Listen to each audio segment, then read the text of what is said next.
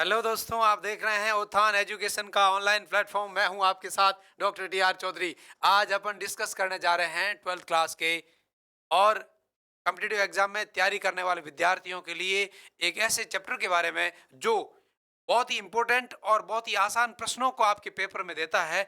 तो मैं आपके सामने बता दूं कि आज अपन डिस्कस कर रहे हैं micro organism for human welfare, अर्थात मानव कल्याण में सूक्ष्म जीवों का क्या योगदान है। मनुष्य का कल्याण करने के लिए सूक्ष्म जीव कौन कौन सी क्रियाएं करते हैं। तो सिंपल सी बात है, टॉपिक के नाम से ही स्पष्ट है कि सूक्ष्म जीव अर्थात ऐसे जीव जिनको अपन नग्न आंखों से नहीं देख सकते, अर्थात ऐसे जीव जिनको आप माइक्रोस्कोप के अलावा सीधे ही सूक्ष्म आंखों से या नग्न आंखों से नहीं देख सकते हैं, ऐसे जीवों को अपन सूक्ष्म जीव कहते हैं। और ये सूक्ष्म जीव आदिकाल से ही, प्राचीन समय से ही, आद्य समय से ही मानव उपयोगी कई कार्य करते रहे हैं। और कुछ कार्य तो आज भी ऐसे हैं जो सूक्ष्म जीव करते हैं या संपन्न करते हैं और मनुष्य के लिए उपयोगी भी है और मनुष्य को अभी तक पता ही नहीं, अर्थात खोज ही नहीं की गई है। किंतु उनमें से कुछ मुख्य कार्य जिनका खोज किया जा चुका है वो सूक्ष्म जीवों द्वारा मनुष्य के लिए संपन्न होते हैं और मनुष्य के लिए अत्यंत उपयोगी रहते हैं। वो कौन कौन से कार्य हैं, उस कार्यों के बारे में डिस्कस करने से पहले अपन थोड़ा सा ये डिस्कस करते हैं कि 12th क्लास का मिशन मेरिट अर्थात मेरिट का सपना लेके चलने वाले जो विद्यार्थी हमसे जुड़े हैं, वो विद्यार्थी अपना सपना कैसे पूरा करें। सपने केवल दिखाते नहीं, सपने पूरा करने का वादा आपसे किया है। तो मैं आपको बता दूं कि मानव कल्याण में सूक्ष्म जीवों का योगदान 12th की बोर्ड में 4 नंबर के प्रश्नों को मेंटेन करेगा, अर्थात इस चैप्टर से 4 नंबर के प्रश्न आने वाले हैं। आपको मैं फिर बता दूं कि इसमें से जो 4 नंबर के प्रश्न आएंगे, एक प्रश्न तो वस्तुनिष्ठ होगा, एक प्रश्न कैसा होगा, वस्तुनिष्ठ प्रश्न होगा, और 2 प्रश्न जो होंगे वो लघुत्रात्मक प्रश्न होंगे, अर्थात दोनों प्रश्न जो है वो आपके डेड डेड नंबर के होंगे। एक डेड नंबर का प्रश्न ज्ञान से आएगा और एक डेड नंबर का प्रश्न है वो अवबोध से आएगा।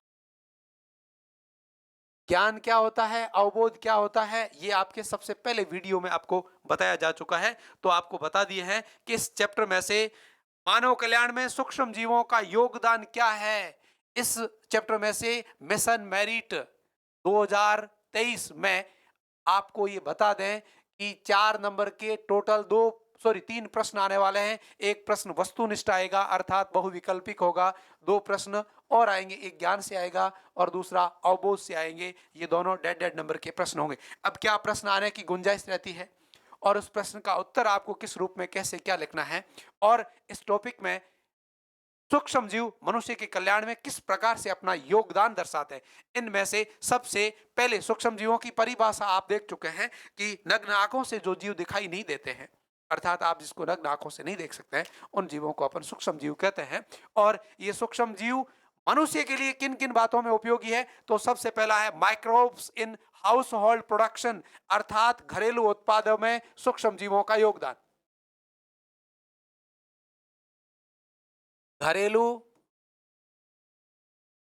उत्पादों के निर्माण में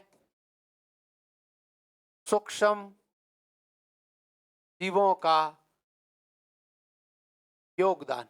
अब घरेलू उत्पाद का मतलब आप कहें दूध से दही का निर्माण घरेलू उत्पाद है, सीधी सी बात है।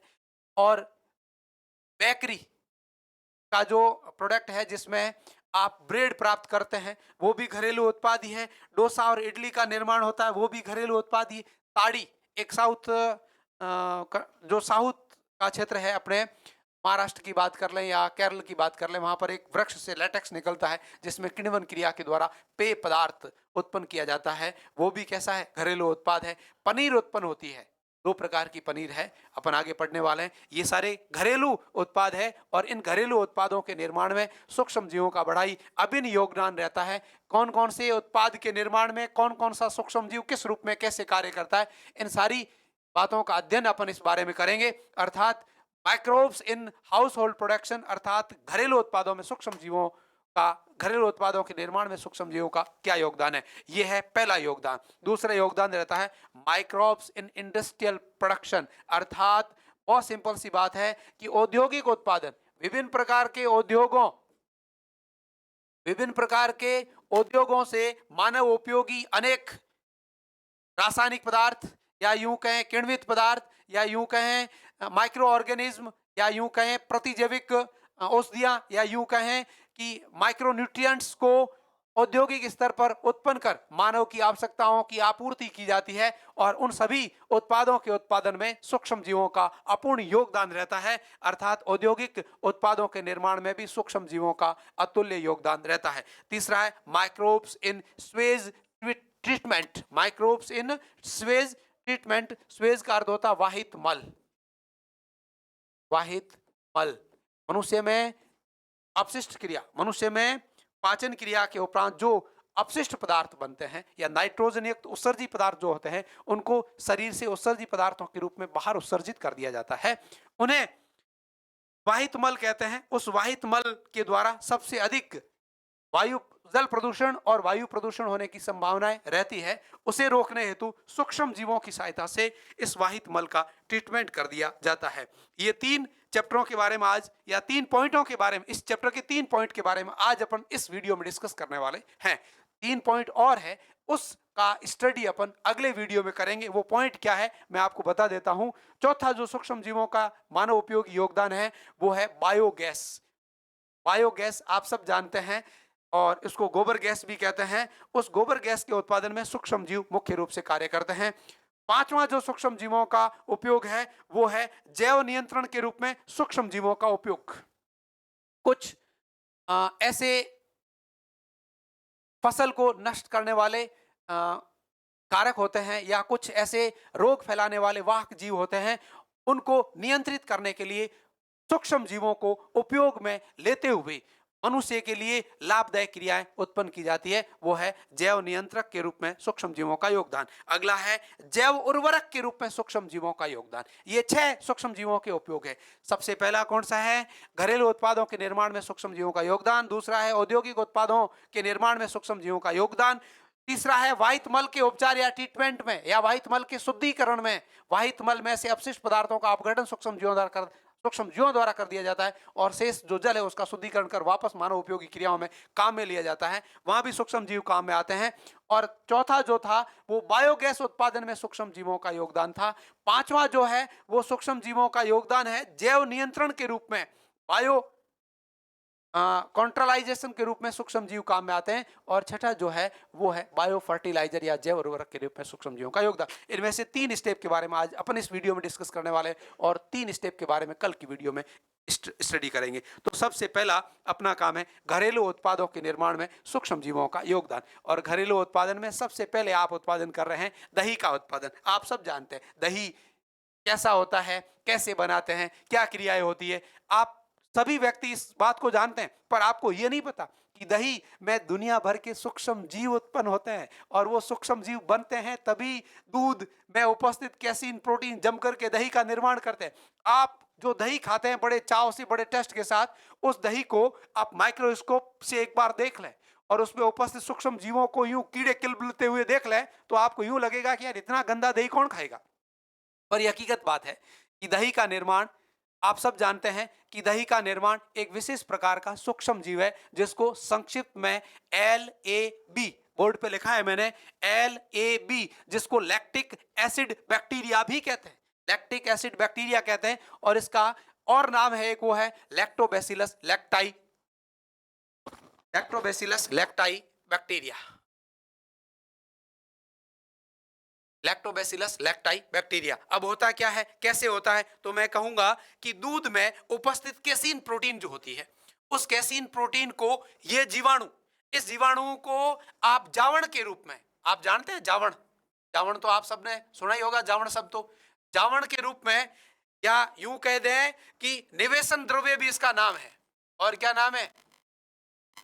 निवेशन द्रव्य कहते हैं इसको। जावण या निवेशन द्रव्य के रूप में बहुत ही अल्प मात्रा में, जब दूध का तापमान 25 से 30 डिग्री सेल्सियस के आसपास आ जाता है, तब उस तापमान वाले दूध के अंदर एक विशेष प्रकार का जावण अपन मिलाते हैं। उस जावण को निवेशन द्रव्य कहते हैं। उस निवेशन द्रव्य में ये LAB या लैक्टिक एसिड बैक्टीरिया उपस्थित रहते हैं, और ये जीवाणु दूध में उपस्थित कैसीन प्रोटीन का स्कंदन करते हैं, और दूध रूपांतरित कर देते हैं। जैसे ही दूध से दही में रूपांतरण होता है तो दूध की जो न्यूट्रल या हल्की क्षारीय प्रवृत्ति होती है वो अम्लीय प्रवृत्ति में रूपांतरित हो जाती है। तो सबसे पहला काम क्या करता है, दूध को दही में बनाने वाला जो बैक्टीरिया है उसको लैक्टिक एसिड बैक्टीरिया, बहुत इंपॉर्टेंट प्रश्न है, कई बार एग्जाम में पूछा जा चुका है, LAB या लैक्टोबैसिलस लैक्टाई बैक्टीरिया भी कहते हैं। कुछ और भी जीवाणु होते हैं जो दूध को दही में परिवर्तित करने में काम आते हैं, उनको एक्स्ट्रा रूप में याद में रखना। और वो एक तो जीवाणु है स्ट्रेप्टोकोकस,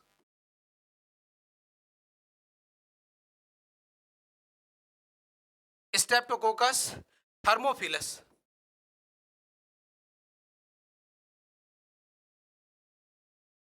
ये जीवाणु दूध को दही में बदलता है। और दूसरा है लैक्टोबैसिलस बुल्गेरिस,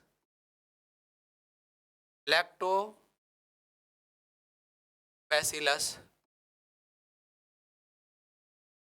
बुल्गेरिस जीवाणु जो है ये बुल्गेरिकस है, बुल्गेरिकस, लैक्टोबैसिलस बुल्गेरिकस जीवाणु है, वो दूध को दही में, अर्थात दूध को दही में परिवर्तित करने वाला सबसे अधिक प्रयोग में आने वाला बैक्टीरिया है लैक्टिक एसिड बैक्टीरिया, या इसको कहते हैं Lactobacillus lacti bacteria. Lactic acid bacteria या LAB या लैक्टोबैसिलस लैक्टाई जीवाणु भी कहते हैं, जिसको जावण या निवेशन द्रव्य के रूप में एक अनुकूल प्रस्तुति यानी 25 से 30 डिग्री सेल्सियस तापमान पर 25 से 30 डिग्री सेल्सियस तापमान पर उपस्थित दूध के अंदर मिला करके और उस दूध को दही के रूप में रूपांतरित करने में कार्य करता है। साथ ही साथ यदि दूध के अंदर आप स्ट्रेप्टोकोकस थर्मोफिलस जीवाणु थोड़ा अधिक ताप वाले दूध पर भी मिला दोगे तो भी वो बढ़िया दही में रूपांतरित हो जाता है। अगला लैक्टोबैसिलस बुल्गेरिकस जीवाणु भी दूध को दही में परिवर्तित करने में कार्य करता है। अब जब दूध को दही में परिवर्तित किया जाता है तो उनके गुणधर्मों में वृद्धि हो जाती है। कैसे गुणधर्म बढ़ते हैं, क्या गुणधर्म बढ़ाते हैं, अर्थात यूं पूछा जा सकता है कि लैक्टोबैसिलस एसिडाई जो बैक्टीरिया है या लैक्टिक एसिड बैक्टीरिया जो है उसके क्या उपयोग है, तो आप कहेंगे कि ये दूध में विटामिन B12 की मात्रा को बढ़ाते हुए, जब दूध दही में बदलता है तो सबसे पहला कार्य होता है कि दूध में विटामिन B12 यानी साइनोकोबालामिन्स की मात्रा बढ़ जाती है। दूसरा कार्य होता है कि आहार नाल और स्टोमक यानी अपनी आमाशय और आहार नाल छोटी आंत्र में उपस्थित सूक्ष्म जीवों को पोषक तत्वों के रूप में भी कार्य करता है। साथ ही साथ सूक्ष्म जीवों को पोषकता प्रदान करने का कार्य करता है दही। अगला, दूध को दही में परिवर्तित करने का कार्य करता है। ये तीन काम होते हैं किसके, इस बैक्टीरिया के, जिसको आप LAB या लैक्टोबैसिलस लैक्टाई बैक्टीरिया भी कहते हैं। बहुत इंपॉर्टेंट पॉइंट है और सभी स्टूडेंट को इस बारे में याद भी रखना है। दूसरा घरेलू उत्पाद है वो डोसा व इडली का निर्माण करना। डोसा और इडली है वो किण्वन क्रिया द्वारा उत्पन्न होती है। पहले बता दूं आपको कौन सी क्रिया से, किण्वन या फर्मेंटेशन की क्रिया से उत्पन्न होती है। होता क्या इसमें, इस घरेलू उत्पाद को प्राप्त करने, इडली और डोसा को प्राप्त करने हेतु दाल का जो आटा होता है, दाल का आटा, उसमें थोड़ा बहुत गेहूं का आटा भी मिला देते हैं। गेहूं का आटा मिलाने से क्वालिटी थोड़ी गिर जाती है, पर वो कहता गेहूं का आटा मिला के ही आपको खिलाया जाता है। तो दाल और गेहूं के आटे या उसमें थोड़ा चावल का आटा भी मिला देते हैं। अब किस अलग अलग क्षेत्रों में बनने वाले लोग अलग अलग आटा मिलाते हैं। प्योर इडला डोसी, इडली और डोसा बनाना है, डोसा और इडली बनाना है तो आप उसमें केवल दाल का आटा लें, नहीं तो दाल और चावल का आटा भी ले सकते हैं, दाल और गेहूं का आटा भी ले सकते हैं। उसको लेते हैं और आटे को पानी मिला करके गूंथ देते हैं। उसको गूंथ करके और इसमें किण्वनकारी जीवाणुओं को मिला दिया जाता है। किसको मिला दिया जाता है, किण्वनकारी जीवाणु, किण्वनकारी जीवाणु या कवकों को मिलाया जाता है और किण्वन क्रिया हेतु अनुकूल वातावरण को उत्पन्न किया जाता है। अनुकूल वातावरण का मतलब है कि ये क्रिया ऑक्सीजन की अनुपस्थिति में होती है, साथ ही साथ अनुकूल तापमान भी चाहिए यहाँ पर। तो इस किण्वन क्रिया के लिए आपको स्ट्रेप्टोकोकस फेकेलस जीवाणु को मिलाया जाता है। नाम याद रखें, स्ट्रेप्टोकोकस और स्ट्रेप्टोकोकस फेकेलिस जीवाणु को मिलाया जाता है। इसमें दाल प्लस चावल के गूंथे हुए आटे में अर्थात भिगे हुए आटे के अंदर स्ट्रेप्टोकोकस फिकेलिस जीवाणु को मिला करके और इडली और डोसा का निर्माण किया जाता है। तो ये सूक्ष्म जीव है, इडली डोसा जैसे घरेलू उत्पादों के निर्माण में काम आ रहा है। अगला है ब्रेड का निर्माण। इसे भी किण्वन क्रिया द्वारा बढ़ाया जाता है। इस क्रिया के द्वारा बनाते हैं इसको भी, किण्वन क्रिया के द्वारा बनाया जाता है। आप सबने ब्रेड खाई है और ब्रेड फूली हुई स्पंजी संरचना होती है। अब किण्वन क्रिया में होता क्या है, यहाँ भी किण्वन, यहाँ भी किण्वन। जैसे ही इन कार्बोहाइड्रेट के ऊपर किण्वनकारी क्रिया या किण्वन क्रिया करने वाले जीवाणु जैसे ही क्रिया करते हैं तो उनके द्वारा विशेष प्रकार के और एंजाइमों का स्त्रावण होता है। वो एंजाइम, विशेष प्रकार के एंजाइमों का स्त्रावण होता है। वो एंजाइम यहाँ पर किण्वन क्रिया को संपन्न करवाते हैं, जिसमें CO2 गैस उत्पन्न होती है और CO2 गैस या बुलबुलों के रूप में या बुलबुलों के रूप में बाहर निकल जाती है। तो जो आटा जो होता है वो स्पंजी हो जाता है। जैसे पहले उसमें CO2 भरी हुई है और किण्वन क्रिया के दौरान CO2 गैस निकल जाती है वायुमंडल में बाहर, तो वहां पर क्या हो जाता है, बुलबुलों के रूप में CO2 जब बाहर निकलती है गीले आटे में से तो वहां पर स्पोर या छिद्र उत्पन्न हो जाते हैं। तो ब्रेड में, इडली और डोसा में जो आपको छोटे छोटे सूक्ष्म छिद्र दिखते हैं, पनीर में, वो सारी किण्वन क्रिया के द्वारा बनने वाली CO2 के बाहर निकलने से उत्पन्न होने वाली छिद्र है। अब इस किण्वन क्रिया में ब्रेड का निर्माण एक विशेष प्रकार की यीस्ट, जिसको आप यीस्ट भी कहते हैं, ये कवक है, क्या है, फंजाई है, यीस्ट भी है, कवक है, फंजाई है और एक यीस्ट है। क्या करता है ये यीस्ट, क्या नाम है इसका, इसके आप बॉटनिकल नाम की बात करें तो ये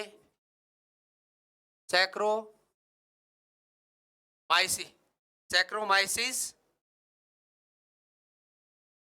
सेरे विषय होती है। सैक्रोमाइसिस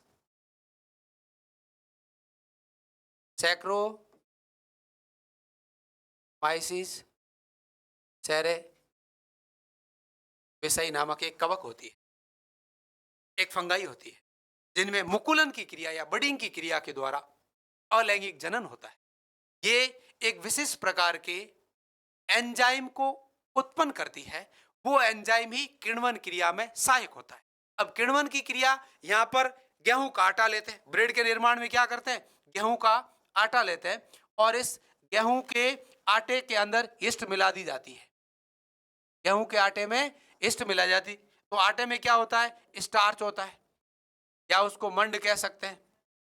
गेहूं और चावल का मिश्रित आटा है जिसमें स्टार्च या मंड होता है। इसके अंदर जैसे ही यीस्ट मिलाते हैं तो यीस्ट के द्वारा एमाइलेज एंजाइम का स्त्रावण होता है। कौन से एंजाइम का, एमाइलेज एंजाइम का स्त्रावण होता है। ये एमाइलेज इस स्टार्च को बदल देता है किसमें, माल्टोज में।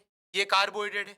ये माल्टोज इस माल्टेज एंजाइम की उपस्थिति में, कौन से एंजाइम की उपस्थिति में, माल्टेज एंजाइम की उपस्थिति में बदल जाता है ग्लूकोज के अंदर। किसमें बदल जाता है भैया, ग्लूकोज में बदल जाता है। और ये ग्लूकोज इसी यीस्ट के द्वारा निकलने वाले एक और एंजाइम है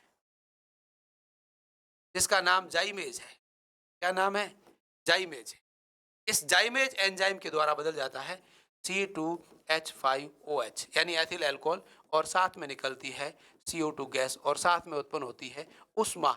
ये पूरी जो क्रिया है, ये पूरी की पूरी जो क्रिया है, इस क्रिया को किण्वन कहते हैं। यहाँ से जो CO2 गैस निकलती है ये गैस के रूप में बाहर निकल जाती है वायुमंडल से, जिससे जो ये आटा होता है इस आटे पर छोटे हो जाते हैं और वो ब्रेड के रूप में रूपांतरित हो जाता है। तो ये किण्वन क्रिया के द्वारा घरेलू उत्पादों के रूप में सबसे पहले आपने दूध से दही बनाया, उसके बाद इडली डोसा का निर्माण किया, आप आराम से खा भी लिया, पेट भी भर गया होगा शायद, और बाद में आपने ब्रेड भी बना ली है। इसके साथ ही साथ ताड़ी का निर्माण भी होता है। ताड़ी क्या है, साउथ एरिया जैसे दक्षिणी भारत का एक मुख्य किण्वित पेय पदार्थ है जो एक विशेष प्रकार के ताड़ी वृक्ष से लेटेक्स के रूप में स्रावित होता है। आपको कभी दक्षिणी भारत में जाने का मौका मिले, महाराष्ट्र में, कर्नाटका में, गोवा में, तो आप बड़े बड़े ऊंचे ऊंचे वृक्ष है जिसे ताड़ का वृक्ष कहते हैं, उस ताड़ के वृक्ष के ऊपर घाव लगाते हैं। घाव लगा करके एक कूपी नुमा एक मटकी जैसा छोटा सा इंस्ट्रूमेंट वहां पर बांध दिया होता है जिसमें से वो लेटेक्स निकल करके उस ताड़ में भर जाता है और वो ताड़ी पी करके आराम से उस पेड़ की छांव में दक्षिण भारत के लोग लुंगी पहन के सोए रहते हैं।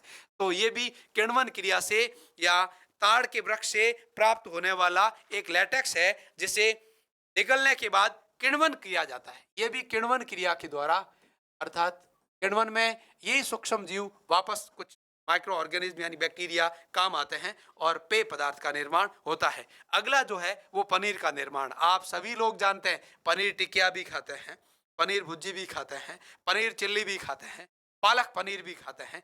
पर आप खाते हैं सभी लोग पनीर है, पर ये पनीर बनता कैसे, आज अपन ये जानने वाले हैं कि जो मुख्य आपकी रसोई में या खाद्य पदार्थ के रूप में प्रोटीन प्रचुर मात्रा में प्रोटीन उपस्थित रहती है, इस पनीर का निर्माण कौन सी सूक्ष्म जीव की उपस्थिति में कैसे होता है। तो मैं आपको बता दूं कि पनीर का निर्माण दूध के साथ विभिन्न प्रकार के सूक्ष्म जीव विभिन्न माध्यम और परिस्थितियों में दूध के साथ विभिन्न प्रकार के माइक्रो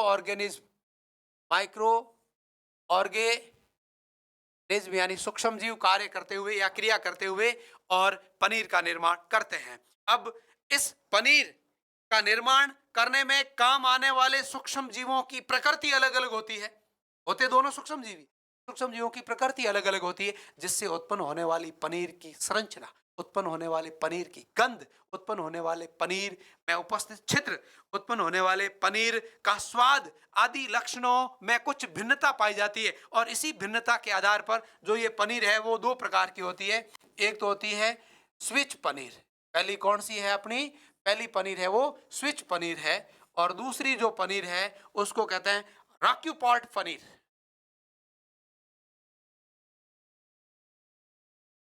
रॉक्यूफॉर्ट पनीर। अब पहले स्विच पनीर क्या है, इसे दूध पर प्रोपियोनी बैक्टीरियम सेरेमिनाई जीवाणु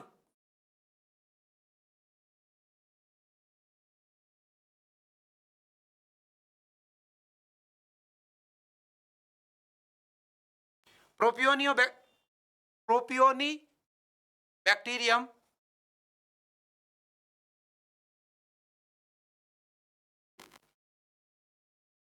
जीवाणु, बहुत इंपॉर्टेंट नाम है, याद रखना है प्रत्येक स्टूडेंट को ये नाम।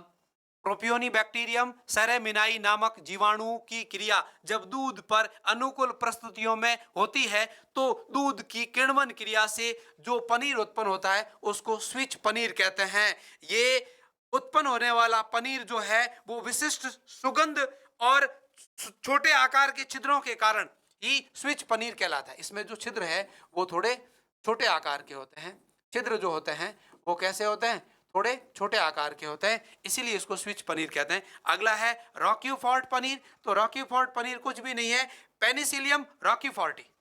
कौन सा जीवाणु, पेनिसिलियम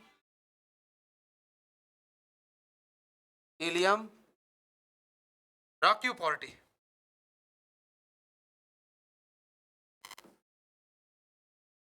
बैक्टीरिया पेनिसिलियम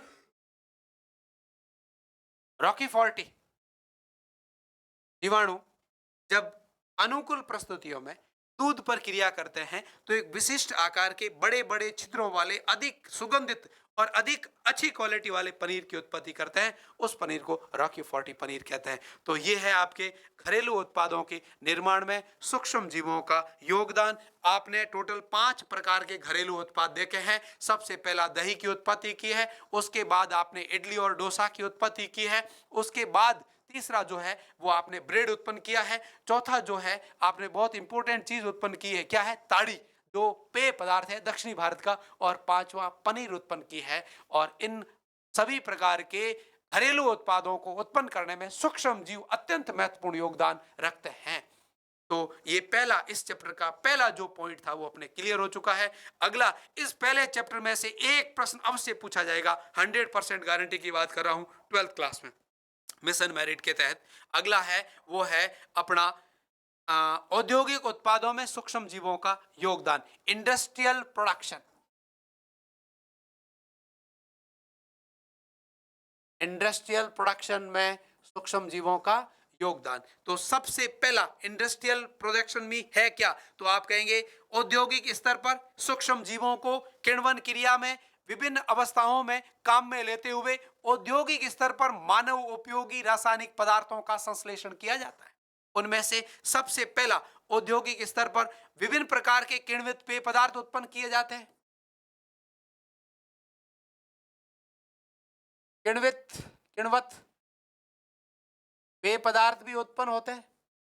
और क्या उत्पन्न होते हैं औद्योगिक स्तर पर? प्रतिजैविक औषधियां,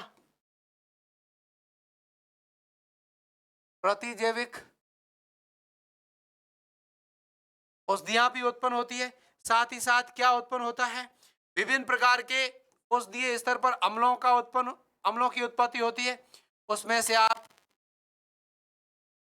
लैक्टिक अम्ल कह सकते हैं, सिट्रिक अम्ल कह सकते हैं,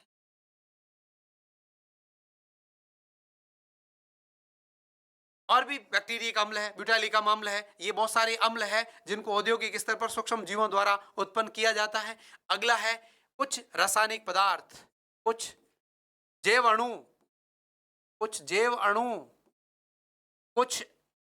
एंजाइम, कुछ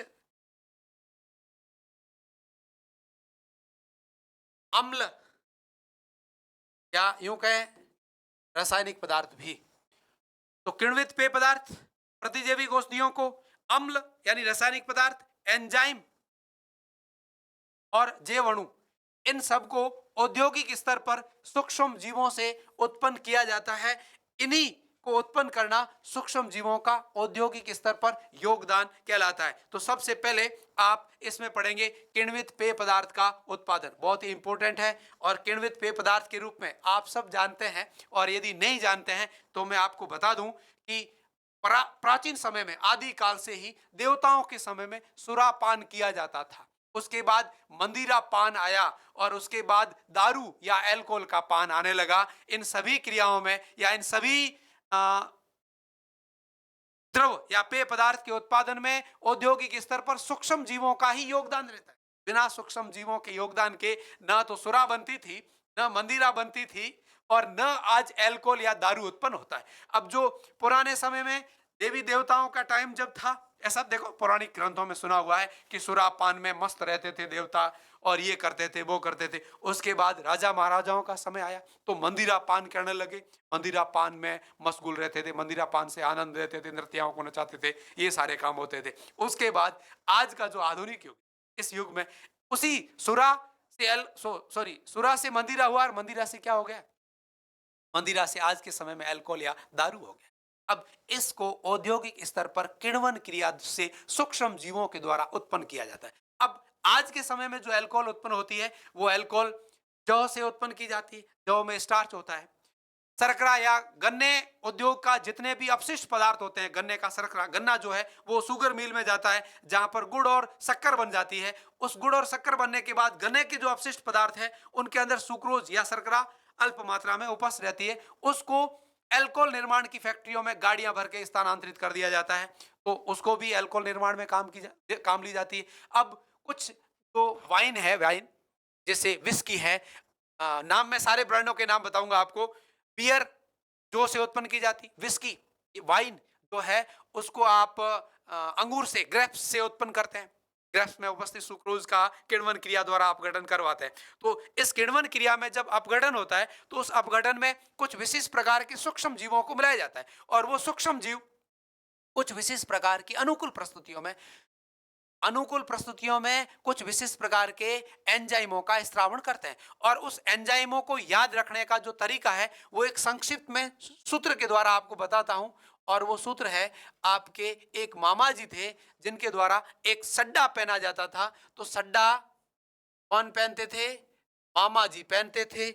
और उनका सड्डा फट गया था, जिसको सीलने के लिए किसकी आवश्यकता हुई? सुई की। आपके जो मामा जी थे उनका नाम था गज्जा। तो गज्जा, मामा, सड्डा और सुई, ये आपकी एक सिंपल सी ट्रिक है, गज्जा मामा सड्डा सुई। अब इस ट्रिक के द्वारा कौन कौन से एंजाइम किस किस रूप में उत्पन्न होते हैं और किसके द्वारा उत्पन्न होते हैं, और उत्पन्न होने वाले एंजाइम किस प्रकार से किण्वन क्रिया द्वारा किण्वन पेय पदार्थों का निर्माण करते हैं। इंडस्ट्रियल उत्पादन में सबसे पहले अपन किण्वन पेय पदार्थों के उत्पादन में सूक्ष्म जीवों का योगदान पढ़ रहे हैं। किण्वन क्रिया, जिसको फर्मेंटेशन भी कहते हैं, किण्वन क्रिया फर्मेंटेशन काम आते हैं गज्जा मामा सड्डा सुई। तो गज्जा का मतलब है ग्लूकोज, जो आपका है ट्रिक का याद रखिएगा, ग का ग्लूकोज है वो जाइमेज एंजाइम की उपस्थिति में, कौन से एंजाइम की उपस्थिति में, जाइमेज एंजाइम की उपस्थिति में सदैव किसमें बदलता है, C2H5OH यानी alcohol, C2H5OH alcohol plus CO2 निकलती है गैस के रूप में, और इसके दो अणु बनेंगे और ये एक बार निकलेगी, सॉरी ये भी दो अणु बाहर निकलेंगे, 2 और 2 4 और 2 6 हो जाते हैं, और साथ में ऊष्मा भी उत्पन्न होती है। तो गज्जा का मतलब है ग्लूकोज है वो जाइमेज एंजाइम की उपस्थिति में अपघटित होता है अल्कोहल के अंदर। कौन सा अल्कोहल, एथिल अल्कोहल के अंदर। अगला है स्टार्च, जहां कहीं पर भी स्टार्च का अपघटन होगा वहां डाइस्टेज एंजाइम होगा। कौन सा एंजाइम होगा, डाइस्टेज एंजाइम होगा, और वो स्टार्च को बदलेगा किसमें, माल्टोज में, माल्टोज में बदलेगा। और मामा का मतलब है जो आपका माल्टोज उत्पन्न हुआ है, क्या उत्पन्न हुआ है, माल्टोज उत्पन्न हुआ है। ये माल्टोज माल्टेज एंजाइम की उपस्थिति में, कौन से एंजाइम की उपस्थिति में, माल्टेज एंजाइम की उपस्थिति में दो अणु बनाता है किसके, ग्लूकोज के। अगला है सुई, अर्थात जो सुक्रोज है, ये सुक्रोज गन्ने में उपस्थित रहेगा। स्टार्च, जितने भी कार्बोहाइड्रेट है वो स्टार्च के रूप में उपस्थित रहते हैं, अधिकांशतः किसमें, आलू में भी रहते हैं, और आप ये कहते हैं चावल में भी रहते हैं, आप ये कहते हैं जौ में भी स्टार्च रहता है, और जौ के अंदर स्टार्च जो अंकुरित जो है उसमें डाइस्टेज एंजाइम रहता है। अब जो सुक्रोज है वो इन्वर्टेज एंजाइम की उपस्थिति में, इन्वर्टेज सुक्रोज जो है वो इन्वर्टेज एंजाइम की उपस्थिति में एक अणु बनाता है ग्लूकोज का और एक बनाता है फ्रुक्टोज का, फ्रुक्टोज का, अर्थात ग्लूकोज और फ्रुक्टोज मिलकर सुक्रोज का निर्माण करते हैं, और ये सुक्रोज इन्वर्टेज एंजाइम की उपस्थिति में ग्लूकोज और फ्रुक्टोज में बदल जाता है। तो ये जो आपका ट्रिक था गज्जा मामा सड्डा सुई, उसमें ये सारी किण्वन क्रिया में काम आने वाले एंजाइम, विभिन्न प्रकार की किण्वन क्रियाओं में विभिन्न प्रकार के एंजाइम काम आते हैं। कुछ एंजाइम जो है वो डाइस्टेज वगैरह है वो जौ के अंकुरित जौ से निकलते हैं, माल्ट सत्व से निकलते हैं, अंकुरित जौ को पीसकर एक द्रव बनाया जाता है जिसको माल्ट सत्व कहते हैं। कुछ एंजाइम है वो आपके सैक्रोमाइसिस सेरेविसाई, जो ईस्ट है जिसको आप बेकरी में काम में ले रहे थे, वही ईस्ट, कौन सा, कवक, जिसको आप बोटनिकल नाम में सैक्रोमाइसिस सेरेविसाई कहते हैं, उनके द्वारा भी कुछ एंजाइम निकलते हैं। वो सारे एंजाइम किण्वन क्रिया के अंतर्गत इस प्रकार से कार्य करते हुए फाइनली ये उत्पाद का निर्माण करते हैं।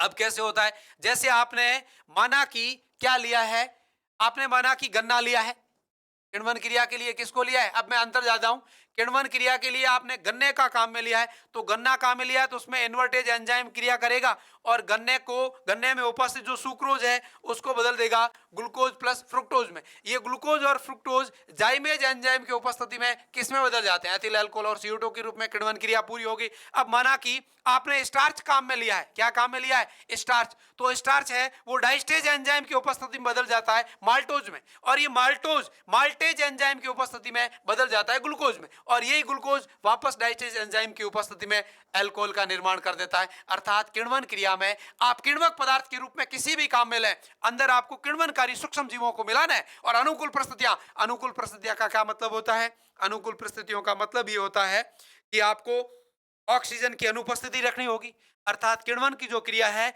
वो सदैव O2 की अनुपस्थिति में संपन्न होती है भैया।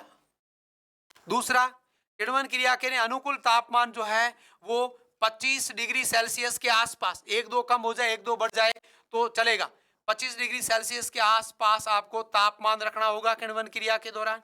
अगला क्या अनुकूलता है, आपको माध्यम जो होगा वो किण्वन क्रिया के लिए हल्के क्षारीय माध्यम को रखना पड़ेगा और बड़े बड़े किण्वन टैंक होते हैं जिनमें बड़े बड़े प्रोसीजर या होज बने होते हैं। उन होज के अंदर इन एंजाइमों को उत्पन्न करने वाले सूक्ष्म जीवों को मिला दिया जाता है और साथ में किण्वन किसका करवाना है, आपको सुक्रोज का करवाना है या स्टार्च का करवाना है या माल्टोज का करवाना है या सीधा ग्लूकोज है उसका ही किण्वन करवाना है, या आप माल्ट सत्व के रूप में अंदर क्या मिला रहे हैं, डाइस्टोज कहां से आएगा, इन्वर्टेज एंजाइम कहां से आएगा, एमाइलेज एंजाइम कहां से आएगा।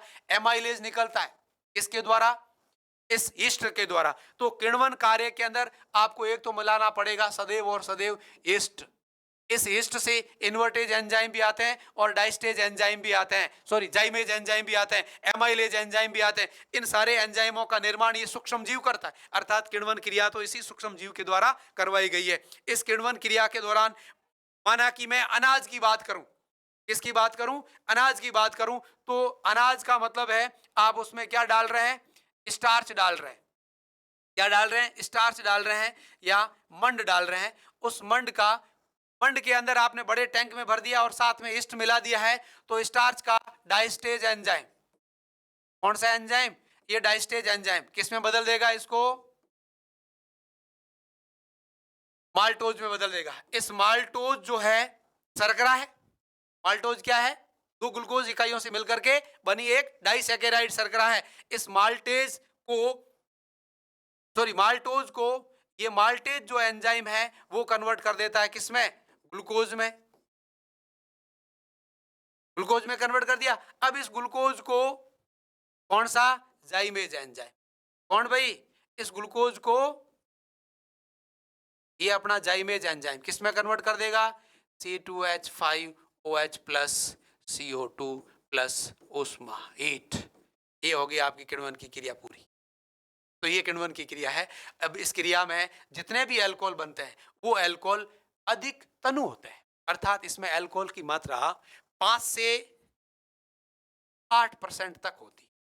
इस किण्वन क्रिया से बनने वाला जो अल्कोहल है उसकी सांद्रता, जलीय विलयन में उसकी सांद्रता कितनी होती है, 5 से 8%। अब इस अल्कोहल को आप डिस्टिलेशन यानी आसवन की क्रिया है, आसवन का मतलब अल्कोहल और जो जल है उसका क्वथनांक अलग अलग होता है और इस अलग अलग क्वथनांक के कारण इनका आसवन किया जाता है, डिस्टिलेशन किया जाता है, जिसमें से जल वाष्प बन के उड़ जाता है। पीछे जो चीज रहेगी उसकी सांद्रता, जितना अधिक जल उड़ेगा पीछे वाली जो अल्कोहल रहेगा उसकी सांद्रता बढ़ती रहेगी।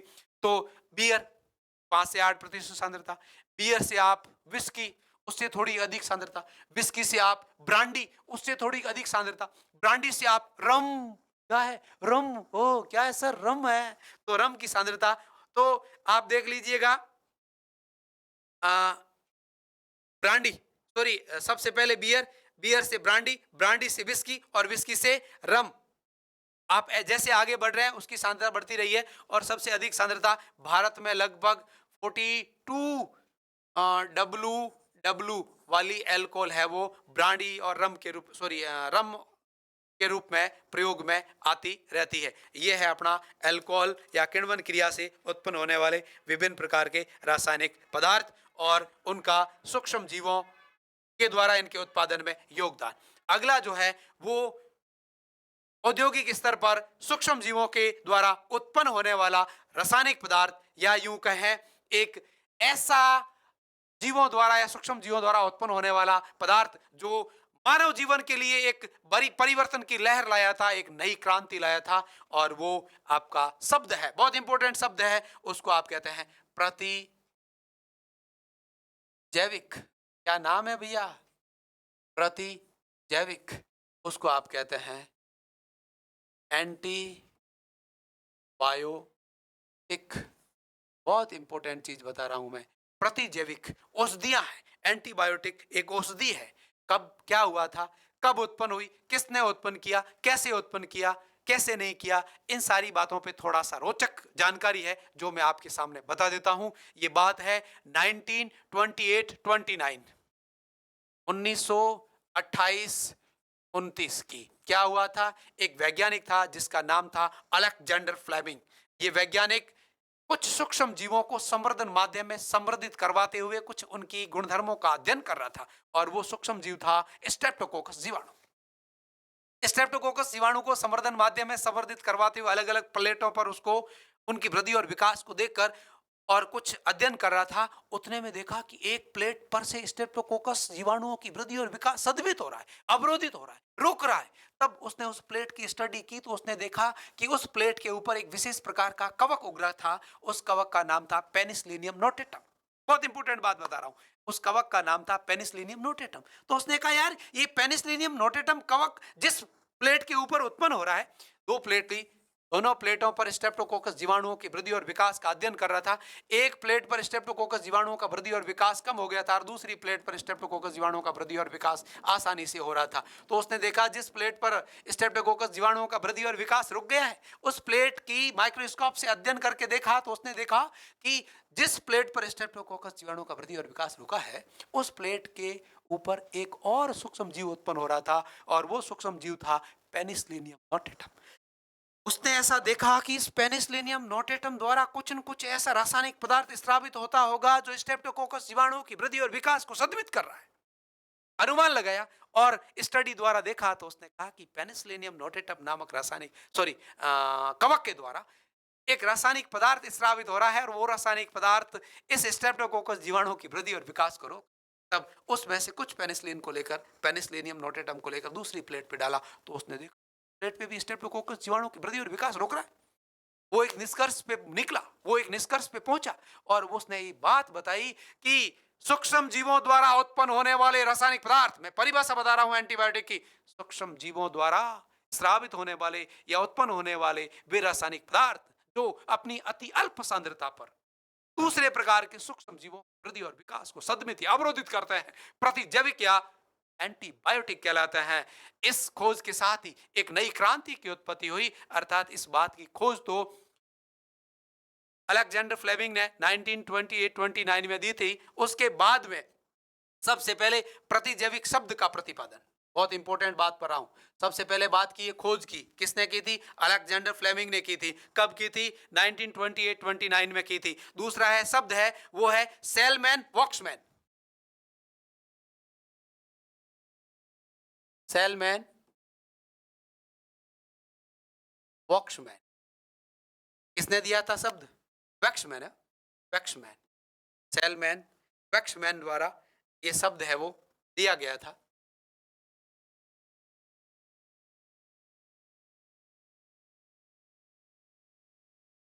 और ये शब्द कब दिया था? ये शब्द दिया था 1942 में। खोज की थी 1928-29 में और इस शब्द का प्रतिपादन किया था 1942 में। किसने किया था? Selman Waksman.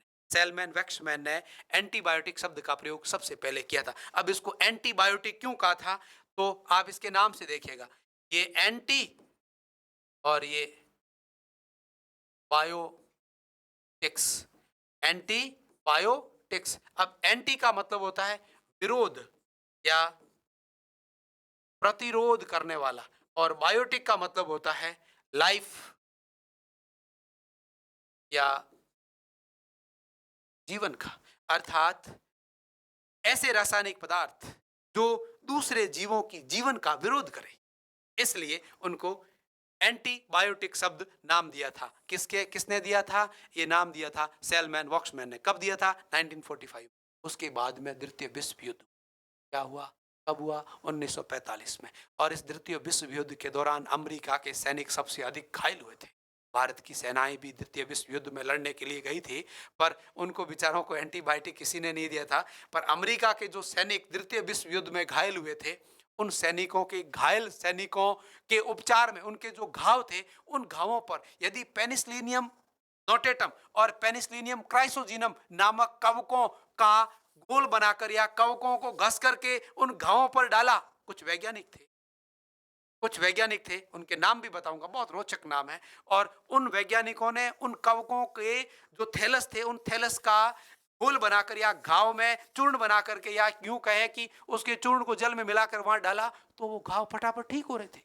और जिस घाव पे उन पेनिसिलियम नोटेटम और क्राइसोजीनम की घोल को नहीं डाला था, वो घाव लंबे समय तक ठीक नहीं हो रहे थे। तब उन्होंने कहा कि ये जो प्रतिजैविक चीज बनी है, अर्थात सूक्ष्म जीवों द्वारा, कुछ सूक्ष्म जीवों द्वारा स्रावित होने वाली रासायनिक पदार्थ जो अपनी अति अल्प सांद्रता में ही दूसरे प्रकार के सूक्ष्म जीवों की वृद्धि और विकास को रोक रहे हैं, वो अत्यंत उपयोगी चीज है। और वो चीज अर्नेस्ट चैन,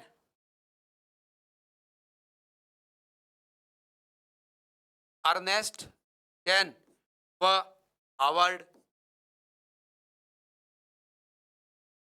फ्लोरे ने इन प्रतिजैविक औषधियों का सबसे पहले प्रायोगिक उपयोग किया। क्या किया था? प्रायोगिक उपयोग किया था। कब किया था?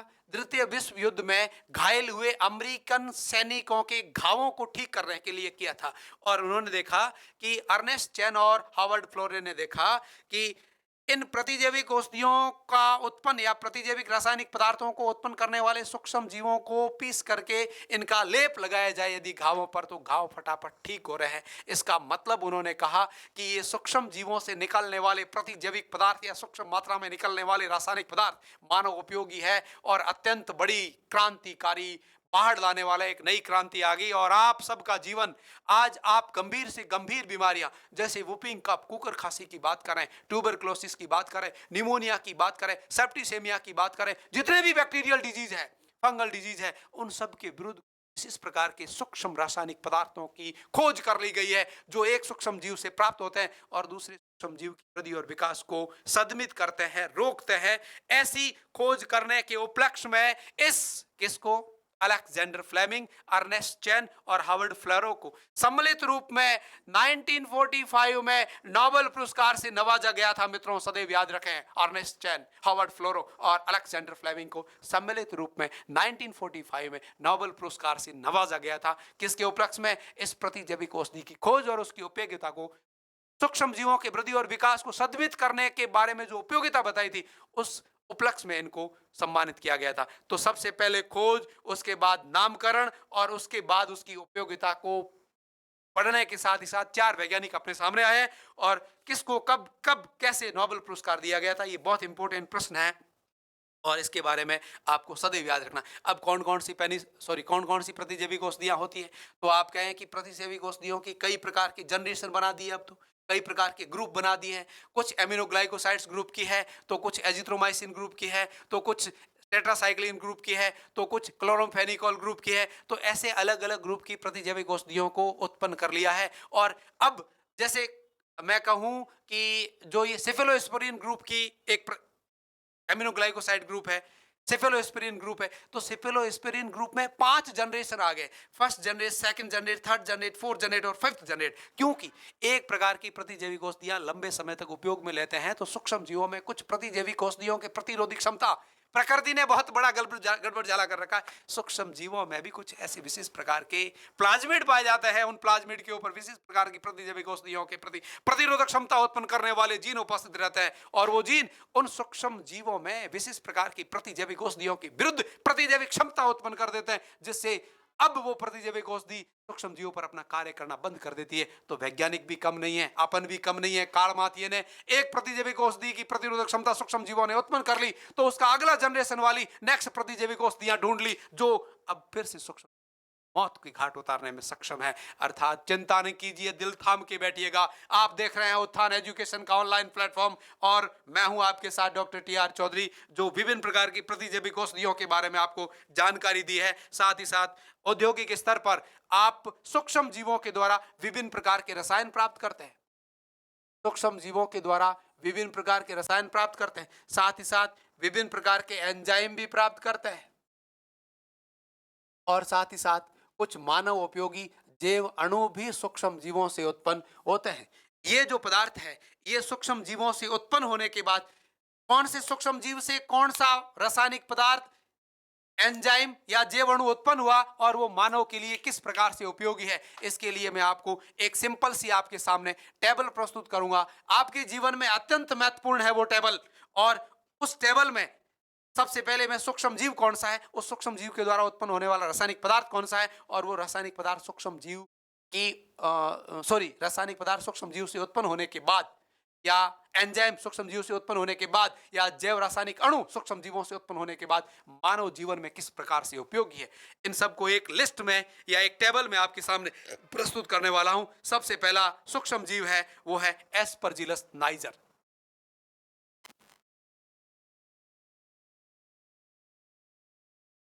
एस्परजिलस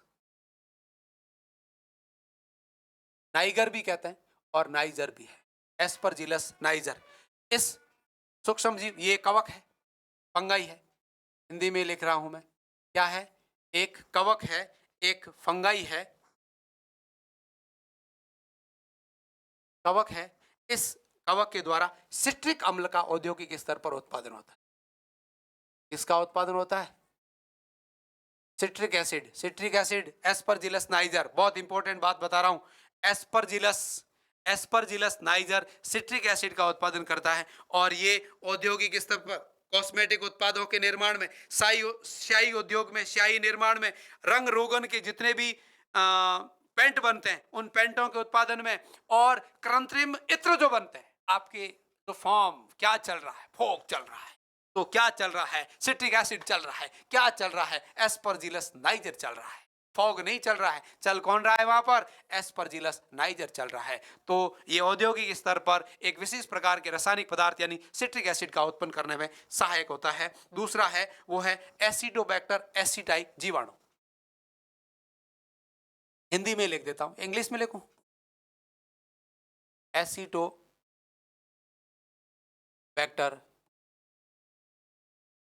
एसिटाई, ये बैक्टीरिया है, एसिटोबैक्टर एसिटाई, इससे एसिटिक अम्ल औद्योगिक स्तर पर उत्पन्न, एसिटिक अम्ल जो 16 डिग्री सेल्सियस तापमान पर जम जाता है, जमने के बाद ग्लेशियल एसिटिक अम्ल भी कहलाता है। ये इसका सामान्य सूत्र है एसिटिक अम्ल का, C3CHO एसिटिक अम्ल। क्या काम आता है, औद्योगिक अम्लों के रूप में ये विभिन्न प्रकार के औद्योगिक स्तर पर अम्लीय पदार्थों के निर्माण उत्पत्ति में सहायक होता है। तो आप कहें कौन किससे उत्पन्न हो रहा है, एसिटोबैक्टर एसिटाई बैक्टीरिया से उत्पन्न हो रहा है। अब दूसरा तीसरा जो पदार्थ है वो बैक्टीरिया जो है उसको कहते हैं लैक्टोबैसिलस लैक्टाई, नाम पहले भी सुना होगा आपने, लैक्टोबैसिलस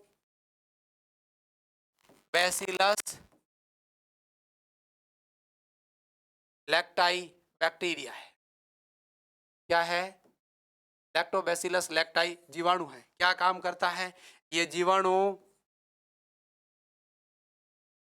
दूध को किसमें बदलता है, दही में परिवर्तित करता है, साथ ही साथ दूध में उपस्थित कैसीन प्रोटीन को स्कंदित करते हुए दही में रूपांतरित करता है, दही में विटामिन B12 यानी साइनोकोबालामीन के संश्लेषण में वृद्धि करवाता है, साथ ही साथ ये विभिन्न प्रकार के आंत में आमाशय में उपस्थित सूक्ष्म जीवों के लिए अत्यंत उपयोगी होता है। अर्थात जीवाणुओं, कार्यकारी जीवाणु यानी जो अपनी इंटेस्टाइन में माइक्रो ऑर्गेनिज्म जो यूजफुल होते हैं उनकी वृद्धि और विकास को प्रेरित करता है, और जो हार्मफुल होते हैं उनकी वृद्धि और विकास को रोकने में सहायक होता है। अगला जो आपका पदार्थ है वो है क्लोस्ट्रिडियम ब्यूटाइरिकम। क्लोस्ट्रिडियम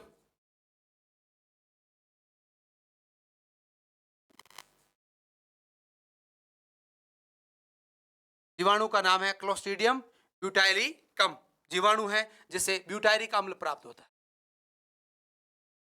क्या प्राप्त होता है, ब्यूटाइरिक एसिड प्राप्त होता है। नाम सही है अभी तक तो, Aspergillus niger citric acid, एसिडोबैक्टर aceti acetic अम्ल, लैक्टोबैसिलस लैक्टाई लैक्टिक एसिड प्राप्त होता है जो दही को दूध में परिवर्तित, दूध को दही में परिवर्तित करता है। अगला क्लोस्ट्रिडियम ब्यूटाइरिकम या ब्यूटाइलिकम भी कहते हैं, जिससे ब्यूटाइरिक अम्ल प्राप्त होता है। ये रासायनिक पदार्थों के उत्पादन में योगदान करता है या रासायनिक पदार्थों को उत्पन्न करता है। अगला है आपका सूक्ष्म जीव, कई बार नाम आ गया है, और वो है ईस्ट, आप जानते हैं। और क्या नाम है, सैक्रोमाइसिस सेरेविसाई, सैक्रोमाइसिस सेरेविसाई। क्या काम करता है, एथिल अल्कोहल का औद्योगिक स्तर पर, एथिल अल्कोहल का औद्योगिक स्तर पर उत्पादन करने में सहायक होता है। कौन, सैक्रोमाइसिस सेरेविसाई ईस्ट। तो ये मुख्यतः रासायनिक पदार्थ है जो सूक्ष्म जीवों के योगदान द्वारा औद्योगिक स्तर पर उत्पन्न होते हैं। अगला है एंजाइम। अब एंजाइम कौन कौन से हैं और कौन कौन से एंजाइम कौन कौन से सूक्ष्म जीव द्वारा किस प्रकार से उत्पन्न होता है। पहला सूक्ष्म जीव है वो है कैंडिडा लिपोलाइटिका, हिंदी में लिख देता हूं, एंजाइम उत्पन्न करने वाले वो पांचों क्या थे, रासायनिक पदार्थ यानी अम्ल या कुछ विशेष प्रकार के रासायनिक पदार्थों का निर्माण करने वाले थे। अब एंजाइमों को उत्पन्न करने वाले कौन से सूक्ष्म जीव है और उन सूक्ष्म जीवों द्वारा एंजाइम किस रूप में कैसे उत्पन्न होता है और वो एंजाइम मानव के लिए किस रूप में उपयोगी है, तीनों बातें इंपॉर्टेंट है। तो पहला है आपका कैंडिडा लिपोलाइटिका। कैंडिडा लिपोलाइटिका क्या है? ये कवक है। क्या है भैया? कवक है। क्या उत्पन्न करता है? ये लाइपेज एंजाइम उत्पन्न।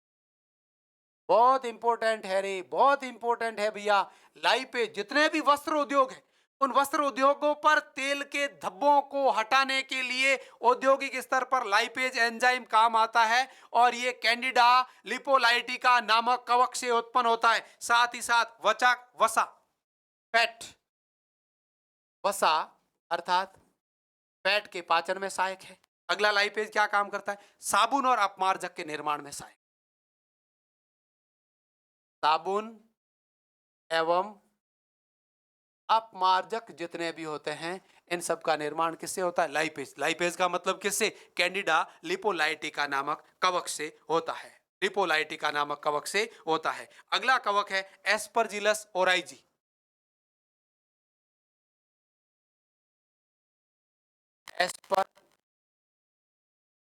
एस्परजिलस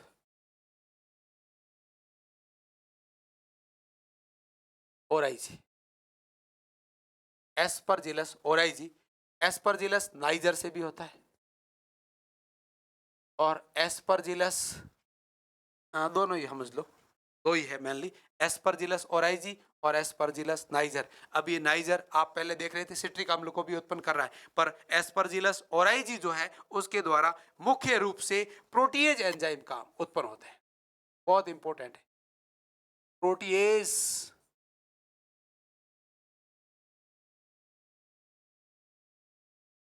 प्रोटीएज एंजाइम उत्पन्न होता है। ये प्रोटीन पाचक एंजाइम है, अर्थात मनुष्य के लिए किस प्रकार से रूप में उपयोगी?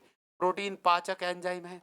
अगला इसका कार्य है, जो भी डिब्बेबंद भोजन होता है उस भोजन के प्रोडक्शन या प्रिजर्वेशन या संरक्षण में सहायक होता है। साथ ही साथ इनके द्वारा पेप्टिडेज पेप्टिडेज एंजाइम भी उत्पन्न होता है। साथ ही साथ इनके द्वारा पेक्टिनेज एंजाइम भी उत्पन्न होता है।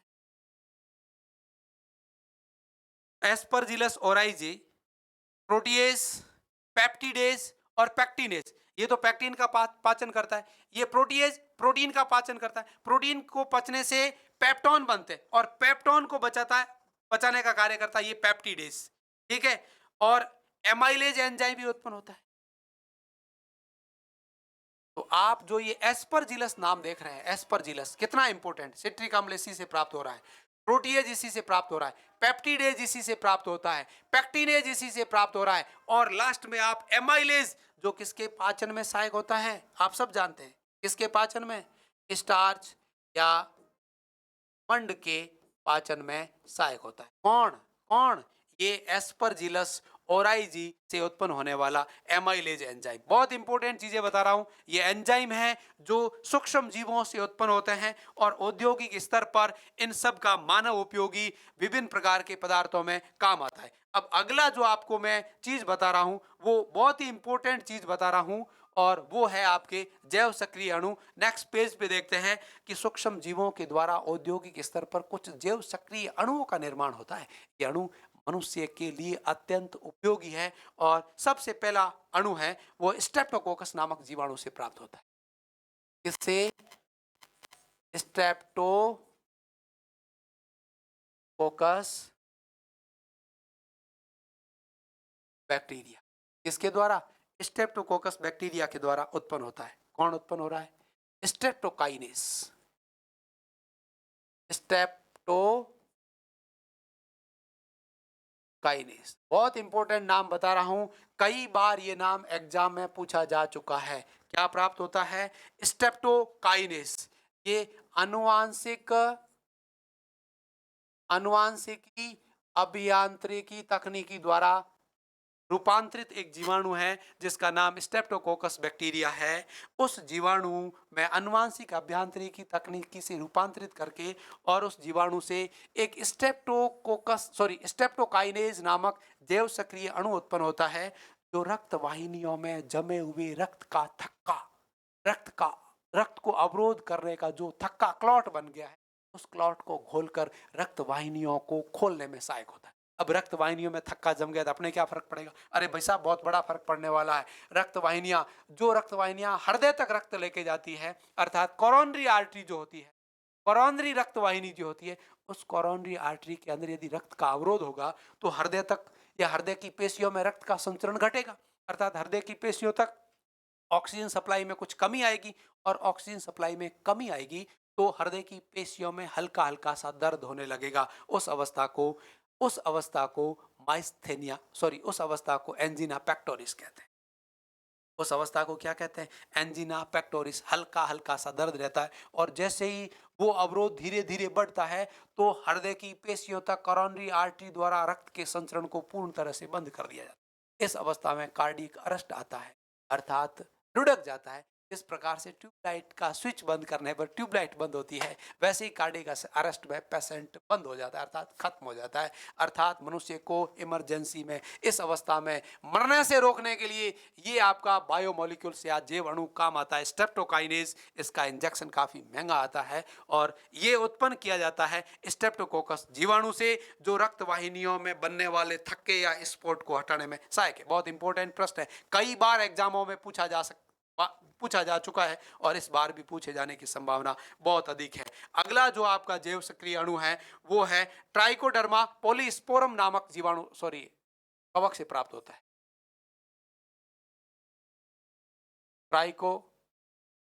ट्राइकोडर्मा पॉलीस्पोरम क्या है? ये एक कवक है। ट्राइकोडर्मा पॉलीस्पोरम एक कवक है जिससे साइक्लोस्पोरिन ए क्या प्राप्त होता है? साइक्लोस्पोरिन ए प्राप्त होता है। क्या काम आती भाई?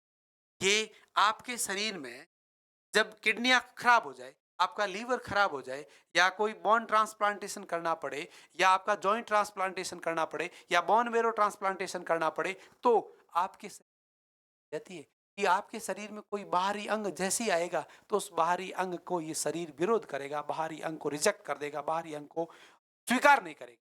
इसलिए इस बाहरी अंगों को स्वीकार करने के लिए आपके शरीर की जो प्रतिरोधक क्षमता है, अर्थात आपके शरीर में अंग प्रतिरोपण में जो प्रतिरक्षा सिस्टम, जो आपका इम्यूनिटी पावर है, उसको थोड़ा कम करके और जो बाहर से ऑर्गन आया है उस ऑर्गन को रिजेक्ट होने से रोकने के लिए इस ट्राइकोडर्मा पॉलीस्पोरम कवक से उत्पन्न होने वाला साइक्लोस्पोरिन ए प्रतिरक्षा को न्यून करने हेतु काम आने वाला एक जैव सक्रिय अणु है, जिसका बहुत इंपॉर्टेंट महत्व रहता है, अर्थात बहुत ही इंपॉर्टेंट चीज यह है। अगला जो आपका जैव सक्रिय अणु उत्पन्न करने वाला कवक है उसका नाम है मोनोइस्कस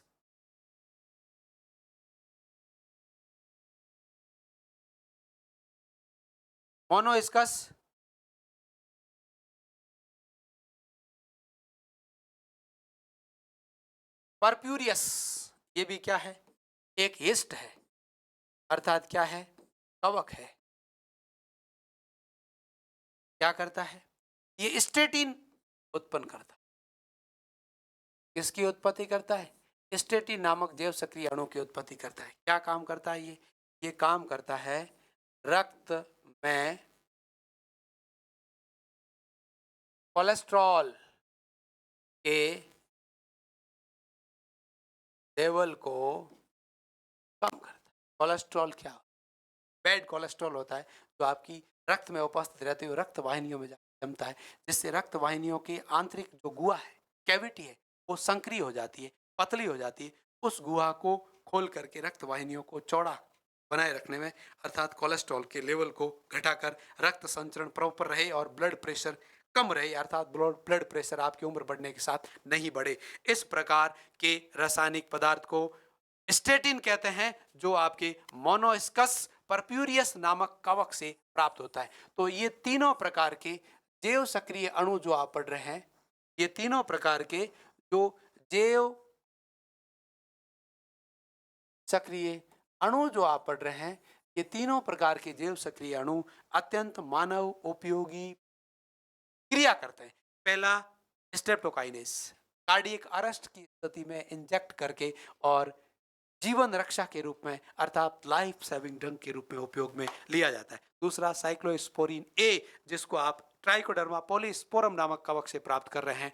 ये अनुवांशिक अभियांत्रिकी तकनीक के द्वारा उत्पन्न होता है, ध्यान रखना भैया ये बात। ये साइक्लोस्पोरिन ए शरीर में इम्यूनिटी या प्रतिरक्षा को कम कर रोग प्रतिरोधक क्षमता को घटाने में सहायक होता है। इस प्रकार से दो काम इस चैप्टर में, दो जो स्टेप थे वो पूरे हो गए। पहला है सूक्ष्म जीवों का घरेलू उपयोगों में योगदान, और दूसरा था सूक्ष्म जीवों का औद्योगिक स्तर पर उत्पन्न होने वाले किण्वित पेय पदार्थ, प्रतिजैविक औषधियों, विभिन्न प्रकार के रासायनिक पदार्थ, विभिन्न प्रकार के एंजाइम और विभिन्न प्रकार के जैव सक्रिय अणुओं के उत्पादन में योगदान। और वो अणु उत्पन्न होकर के, वो रसायन उत्पन्न होकर, वो एंजाइम उत्पन्न होकर के, और वो किण्वित पेय पदार्थ उत्पन्न होकर के या प्रतिजैविक औषधियां उत्पन्न होकर के मानव शरीर में या मानव के लिए कितना महत्व रखती है, इन सारी बातों पे आपने डिस्कस किया। इसमें से कम 2 नंबर के प्रश्न आपके मिशन मेरिट में आएंगे। कम से कम 2 नंबर का कह रहा हूं, अधिकतम 3 नंबर का।